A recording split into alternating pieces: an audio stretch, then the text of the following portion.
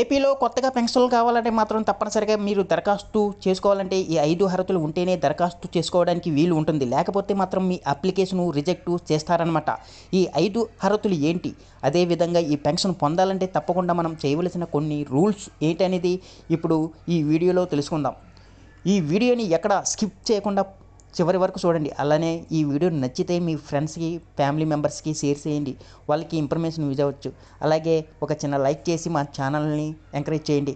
ఇంకా వివరాల్లోకి వెళ్తే మన ఆంధ్రప్రదేశ్లో జూలై 1వ తేదీ నుంచి పెన్షన్ పంపిణీ అనేది పెన్షన్ పెంపుతో పాటు అందరికీ అందించడం జరిగింది. దాదాపు 65 లక్షల పైగా పెన్షన్దారులకు కూడా అందజేయడం జరిగింది.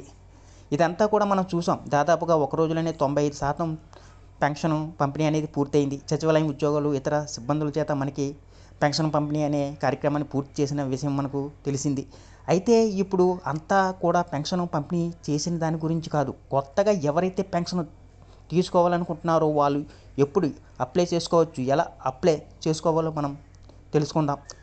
ఎవరైతే పెన్షన్దారులు ఉంటే గతంలో చూస్తే ఎస్సీ, ఎస్టీలకు 50 వయసు ఉంటే చాలు, వాళ్ళందరికీ కూడా పెన్షన్ అయితే ఇచ్చారు. ఇప్పుడు కొత్తగా రాష్ట్ర ప్రభుత్వం, కూటమి ప్రభుత్వం ఏర్పడిన తర్వాత 50 సంవత్సరాలకి బీసీలకు కూడా పెన్షన్ అనేవి ఇస్తామని ప్రభుత్వం అయితే హామీ ఇచ్చింది. దానికి సంబంధించి కూడా మనకి తొలి సంతకం చంద్రబాబు నాయుడు గారు అయితే చేశారు. ఆ పెన్షన్ దానికి కూడా బీసీలు కూడా వాళ్ళ అప్లై చేసుకోవడానికి అయితే అర్హులు. ఇంకా ఆ పెన్షన్దారులు తప్పనిసరిగా ఆంధ్రప్రదేశ్ వాసులై ఉండాలి. ఆంధ్రప్రదేశ్లో ఉన్న వారికి మాత్రమే ఈ పెన్షన్ అనేది అందుతుంది.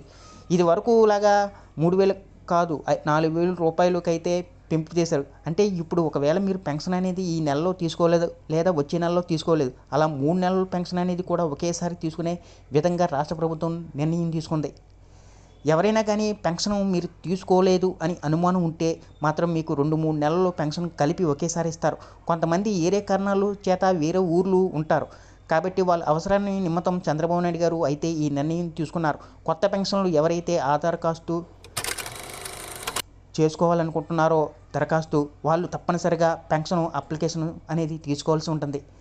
ఈ పెన్షన్ అప్లికేషన్ అనేది మీ దగ్గరలో ఉండే జిరాక్స్ సెంటర్లో కానీ లేదా మీ సేవా కేంద్రంలో లేదా సచివాలయంలో కానీ ఉంటుంది. అక్కడికి వెళ్ళి ఈ పెన్షన్ దరఖాస్తు అనేది తీసుకోండి. ఇక అదేవిధంగా ఎవరైతే ఈ పెన్షన్దారులు ఉన్నారో అతని యొక్క ఫోటో తప్పనిసరిగా ఉండాలి.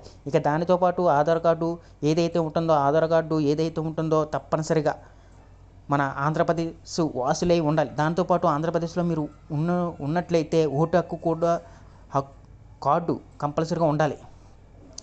ఇవి 2 అయితే కంపల్సరీగా ఉండాలి. ఇవి 2 మీరు మాత్రం జాగ్రత్తగా చూసుకోండి. దాని తర్వాత ఎవరైతే అర్హులు ఉంటారో వాళ్ళందరూ కూడా ముఖ్యంగా ఎస్సీ, ఎస్టీ, బీసీ మైనారిటీలు ఉంటారో వాళ్ళు తప్పనిసరిగా క్యాస్ట్ సర్టిఫికేట్ అనేది తీసుకోవాల్సి ఉంటుంది.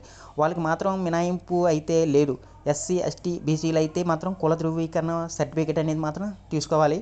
ఇక దాంతోపాటు రేషన్ కార్డు కంపల్సరీగా ఉండాల్సి ఉంటుంది. ఇంకా రేషన్ కార్డు లేని వాళ్ళు ఎవరైనా ఉంటారో వాళ్ళు ఎంఆర్ఓ ఆఫీస్ దగ్గర నుంచి ఇన్కమ్ సర్టిఫికేట్ తీసుకోవాల్సి ఉంటుంది. దీనికోసం మీ సచివాలయంలో కానీ మీ సేవా కేంద్రాల ద్వారా కానీ దరఖాస్తు అయితే చేసుకొని ఇన్కమ్ సర్టిఫికేట్ అనేది పొందవచ్చు. ఇవన్నీ తీసుకొని సచివాలయంలో అప్లికేషన్ రిలీజ్ చేస్తారు. ఇప్పటి వరకు అప్లికేషన్ పెట్టుకోవాల్సి ఉంటుంది. లాస్ట్ అండ్ ఫైనల్గా ఏమేమి డాక్యుమెంట్స్ కావాలో ఏమేమి అర్హతలు కావాలో ఇప్పుడు చెప్తానండి. ఎస్టీ, ఎస్సీ, బీసీలు అయితే మాత్రం తప్పనిసరిగా 50 సంవత్సరాలు అయితే ఉండాలి. అప్పుడు మీకు పెన్షన్ అప్లికేషన్ చేసుకోవడానికి అర్హత. ఆధార్ కార్డు ఉండాలి. ఆధార్ కార్డులో అడ్రస్ అనేది తప్పనిసరిగా ఆంధ్రప్రదేశ్ నివాసులై ఉండాలి. దాంతోపాటు ఆధార్ కార్డుతో ఫోన్ నెంబర్ కూడా లింక్ అయి ఉండాలి కంపల్సరీగా. ఇక రేషన్ కార్డు అయితే ఉండాలి. రేషన్ కార్డు లేని వాళ్ళు ఎవరైతే ఉంటారో వాళ్ళు మాత్రం తప్పనిసరిగా ఇన్కమ్ సర్టిఫికేట్ అనేది తీసుకోవాల్సి ఉంటుంది.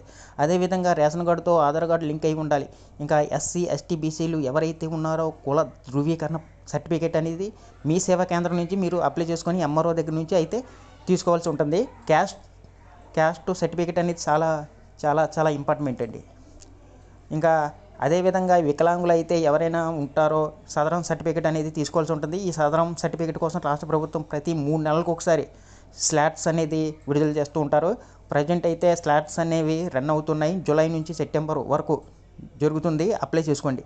కార్డు కూడా కంపల్సరీగా ఉండాలి. ఓటు కార్డు అనేది మీరు గతంలో ఏదైతే పాతది ఉంటుందో దాని స్థానంలో కొత్తది తీసుకోవాల్సి ఉంటుంది. ఇంకా ఫోన్ నెంబర్ అనేది ఖచ్చితంగా ఉండాలి. ఫోన్ నెంబర్ అనేది పనిచేస్తూ ఉండాలి. ఈ ఫోన్ నెంబర్ అనేది ఆధార్ కార్డుకి తప్పనిసరిగా లింక్ అయి ఉండాలి. దాంతో పాటు బ్యాంక్ కూడా లింక్ అయి ఉండాలి. ఆధార్ అప్డేట్ హిస్టరీ అనేది ఉంటుంది. మీరు ఆధార్ కార్డులో మార్పులు చేర్పులు చేస్తే మాత్రం ఈ పెన్షన్ అప్లై చేసుకోవడానికి అనర్హులు. అందుకోసమే ఆధార్ హిస్టరీ అనేది తీసుకోవడం జరుగుతుంది. ఇంకా కరెంట్ బిల్లు స్టేట్మెంట్ అనేది కావాల్సి ఉంటుంది. గడిచిన 6 నెలల్లో 300 యూనిట్లు కంటే ఎక్కువ వాడుతున్నట్లయితే అటువంటి వారికి కూడా పెన్షన్ అర్హత లేదు.